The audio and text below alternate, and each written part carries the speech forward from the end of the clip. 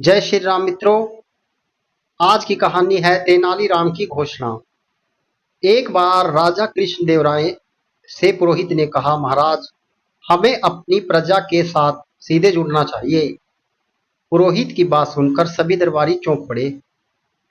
वे पुरोहित की बात समझ न पाए। तब पुरोहित ने अपनी बात को समझाते हुए उन्हें कहा, दरबार में जो भी चर्चा होती है, हर सप्ताह उस चर्चा की प्रमुख बातें जनता तक पहुंचाई जाएं।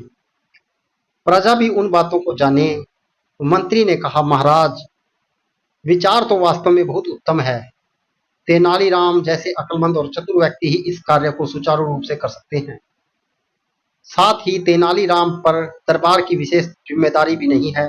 राजा ने मंत्री की बात मान ली और तेनालीराम को यह काम सौंप दिया। तय किया गया, तेनालीराम जनहित और प्रजाहित की सारी बातें जो राज दरबार में होंगी, लिखित रूप से दरोगा को देंगे। दरोगा नगर के चौराहों पर मुनादी कराकर जनता और प्रजा को उन बातों की सूचनाएं देगा। तेनालीराम सारी बात समझ गया था।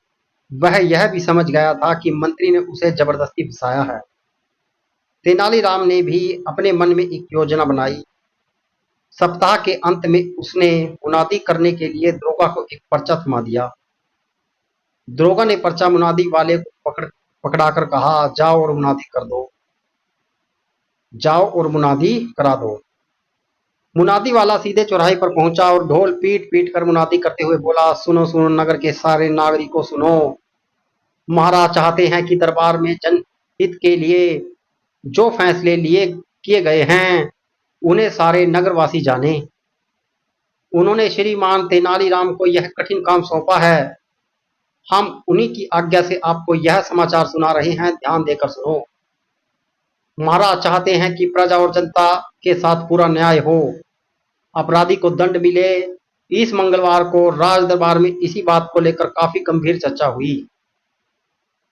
महाराज चाहते थे कि पुरानी न्याय व्यवस्था की अच्छी तरह साफ सुथरी बातों भी इस न्याय प्रणाली में शामिल हो जाएं। इस विषय में उन्होंने पुरोहित जी से पुरानी न्याय व्यवस्था के बारे में जानना चाहा, किंतु पुरोहित जी इस बारे में कुछ न बता सके, क्योंकि वह दरबार में बैठे उब रहे थे। उन्हें इस दशा में देखकर राजा कृष्णदेव राय को गुस्सा आ गया।